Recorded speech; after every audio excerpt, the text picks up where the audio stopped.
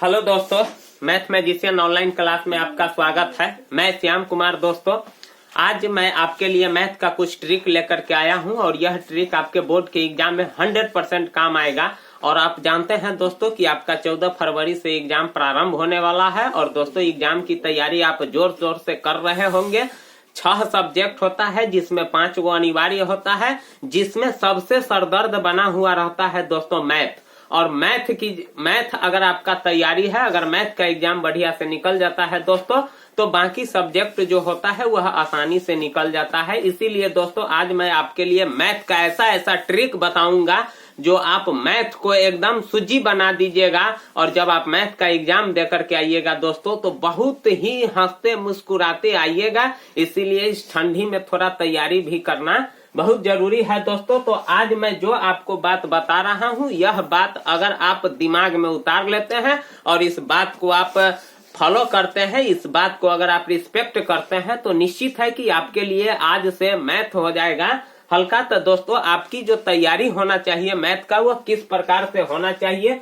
तो सबसे पहले आपको निर्धारित समय में हर दिन मॉडल पेपर का अभ्यास करना होगा। पहला ट्रिक आपको यह करना होगा कि ये जो आप मॉडल पेपर देख रहे हैं, यह हर दिन आपको निर्धारित समय में अभ्यास करना होगा दोस्तों।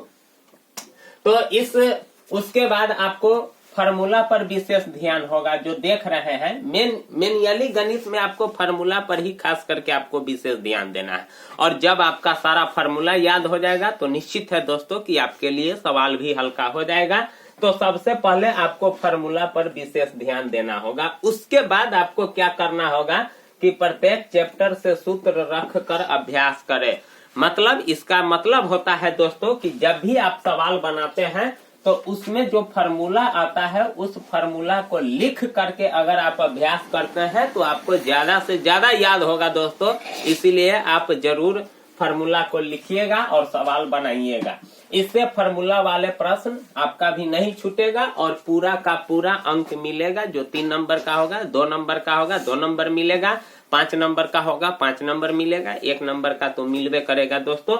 इसीलिए आप फार्मूला का ज्यादा से ज्यादा यूज कीजिएगा। अगला बात आपको बता रहे हैं दोस्तों, जब ग्राफ और प्रमेय में जो भी पिक्चर आप बनाते हैं उसको अगर आप पेंसिल से बनाते हैं तो इसमें भी आपको पूरे के पूरे अंक मिलेंगे। अगर 5 अंक का होगा तो निश्चित है कि आपको 5 अंक मिलेगा। और दोस्तों गणित ही एक ऐसा सब्जेक्ट है जो किसी प्रश्न को, किसी भी क्वेश्चन को सॉल्व करते हैं तो आपको पूरा का पूरा अंक मिलता है। इसीलिए आपको इस बात सबको फॉलो करना होगा दोस्तों। तो यहाँ आपको ग्राफ और प्रमेय को होगा पेंसिल से बनाना। और जिस चैप्टर में आपको ज्यादा दिक्कत आ रही है, मैंने ये भी लिखा है कि जिस चैप्टर में आपको ज्यादा दिक्कत आ रही है, सवाल आपको समझ में नहीं आ रहा है दोस्तों, यही चीज है। अगर आप सवाल समझते हैं तभी आप सवाल को सॉल्व कर पाते हैं।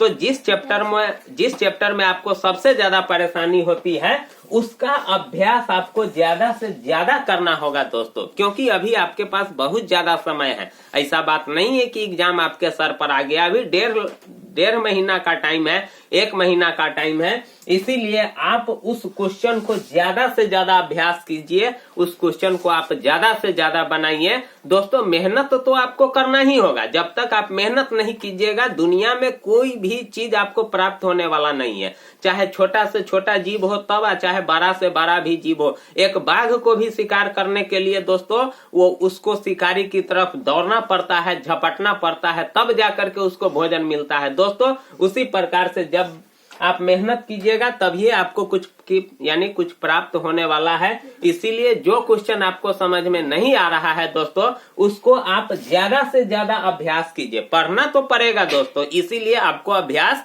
करना होगा। अभी आपके पास बहुत समय है, ज्यादा है, ये भी मैं बताया है दोस्तों कि अभी आपके पास समय बहुत ज्यादा है। ऐसा बात नहीं है कि समय आपका खत्म हो गया।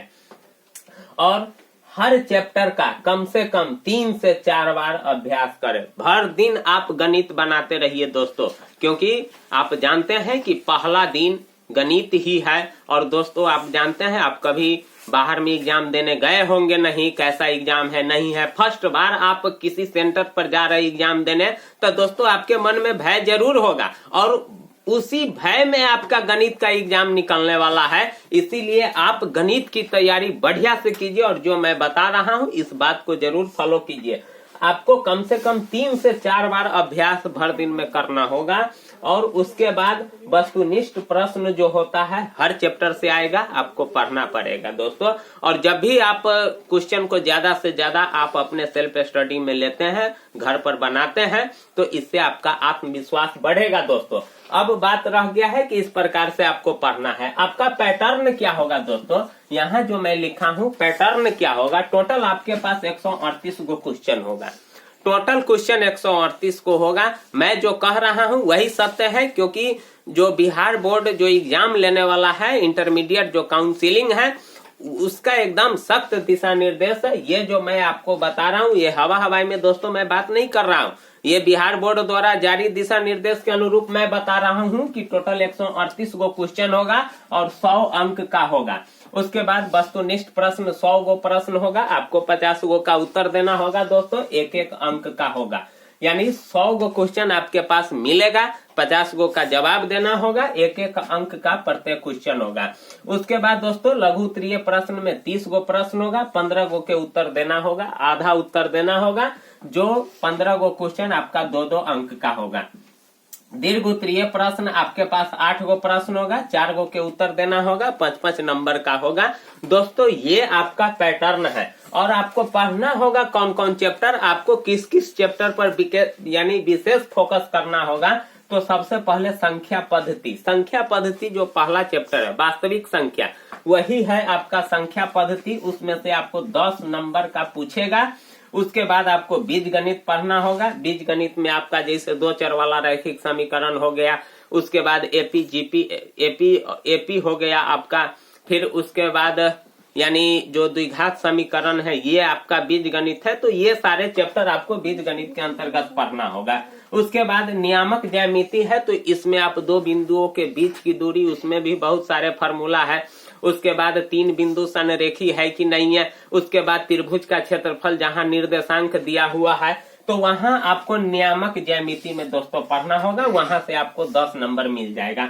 फिर उसके बाद ज्यामिति पढ़ना होगा, जैसे कंस्ट्रक्शन हो गया, प्रमेय हो गया, ये सब ज्यामिति होता है दोस्तों, तो वहां से आपको 20 नंबर मिलेगा। अगर आप ज्यामिति को सुधार लेते हैं तो 20 नंबर मिल जाएगा।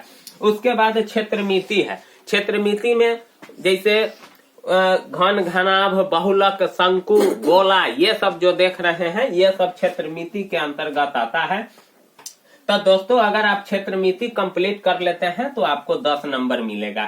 सांख्यिकी दोस्तों सबसे महत्वपूर्ण होता है, 10 नंबर। जैसे माध्य, माध्यिका, बहुलक, आंकड़ों का हो तब चाहे वर्ग अंतराल का हो दोस्तों, अगर आप सांख्यिकी को मजबूत कर लेते हैं तो आपको 10 नंबर मिल जाएगा। और त्रिकोणमिति, ऊंचाई और दूरी, उसके बाद साइन कॉस टैन का मान निकालना, उसके बाद बहुत सारे सवाल सब है जो त्रिकोणमिति में आपको मिलेगा।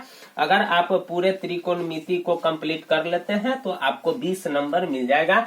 तो दोस्तों ये जो चैप्टर सब आप देख रहे हैं, इस चैप्टर को अगर आप पढ़ लेते हैं तो निश्चित है कि आपका 100 में 100 अंक पक्का हो जाएगा और आप टॉप 5 में आ जाइएगा दोस्तों।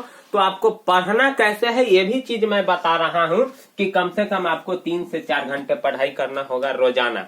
अगर आप मैथ में, अगर आप गणित में बढ़िया नंबर लाना चाहते हैं दोस्तों, तो आपको कम से कम 3 से 4 घंटे पढ़ाई करना होगा। वस्तुनिष्ठ प्रश्न के लिए अधिक से अधिक आपको सूत्र याद रखना पड़ेगा, सूत्र को अभ्यास करना होगा दोस्तों। उसके बाद OMR सीट भरने का अभ्यास करना होगा, क्योंकि अभी तक तो आप OMR पर एक भी एग्जाम दिए होंगे नहीं, और आज आप जब जाइएगा एग्जाम देने तो आपको पहली बार OMR मिलेगा। इसीलिए दोस्तों आप प्रैक्टिस करके जाइए, ताकि आपके पास समय का महत्व रहता है, समय आपके पास बचेगा। इसीलिए आपको OMR सीट भरने का अभ्यास करना होगा। और दोस्तों कैसे OMR सीट भरेंगे, ये सारी चीज की जानकारी आपको मैथ मैजिशियन जो चैनल है इसके द्वारा मिलेगा दोस्तों। तो आप इस चैनल को जरूर सब्सक्राइब करके रखिएगा, लाइक भी कर दीजिएगा वीडियो सबके। उसके बाद देखिए लघु और दीर्घ उत्तरीय प्रश्न का उत्तर आपको लिख कर अभ्यास करना होगा। ये जो आप देख रहे हैं इसको लिखना होगा, अभ्यास करना होगा। फिर उसके बाद आप जो NCERT की जो किताब है उससे तैयारी करना होगा। अगर आप मैथ में बढ़िया नंबर लाना चाहते हैं दोस्तों, अगर आप बढ़िया नंबर से पास होना चाहते हैं तो आपको एनसीईआरटी की जो बुक है वह पढ़ना होगा। अगर आप अदर प्रकाशन का पढ़ते हैं तो फिर आपका समय हो जाएगा नष्ट, क्योंकि उसमें ज्यादा सवाल दिया हुआ रहता है और आप एक चैप्टर के अगर आपके पास समय अभी ज्यादा नहीं है, मतलब 1-1.5 महीना का टाइम है, उसमें आपको क्या होगा कि एनसीईआरटी जो उसमें थोड़ा थोड़ा क्वेश्चन सब रहता है, उससे आपकी पढ़ाई जो होता है यह 1 महीने 1.5 महीने में आपका पूरा हो जाएगा। इसीलिए आपको एनसीईआरटी की किताब से तैयारी करना होगा और बिहार बोर्ड द्वारा जो जारी मॉडल पेपर है उसको जरूर अभ्यास करना होगा दोस्तों। और गेस्ट पेपर जब आप उसके चक्कर में पड़िएगा दोस्तों तो आप बर्बाद हो जाइएगा। इसीलिए दोस्तों आप सबसे ज्यादा मॉडल पेपर का जरूर अभ्यास कीजिएगा, या तो बिहार बोर्ड द्वारा जारी मॉडल पेपर हो तब, चाहे मार्केट में कोई भी प्राइवेट हो वह मॉडल पेपर अगर मिल रहा है दोस्तों, तब आप इन तरीकों से पढ़ाई करते हैं दोस्तों तो निश्चित है कि आप गणित में 100 में 100 नंबर ले आइएगा दोस्तों। तो बस अगले विषय के लिए भी मैं ऐसा ही वीडियो लेकर के आऊंगा दोस्तों।